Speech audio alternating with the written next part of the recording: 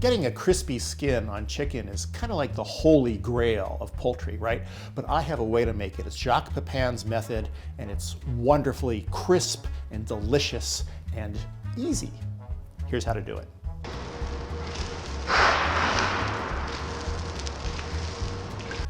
Use a sharp knife to cut along the bone on the back of chicken thighs. This will help them cook faster. Place the thighs skin side down on a cold pan. Then raise the heat to high. When you start to see the fat rendering from the chicken, cover it and lower the heat to medium-high. Cook for 20 to 25 minutes until it's done. Remove the chicken. Pour off some of the fat from the pan. With the heat still on, add a half a cup of white wine, a half a cup of chicken stock, and 3 or 4 sprigs of thyme. Use a spatula to scrape up all the brown bits on the bottom of the pan.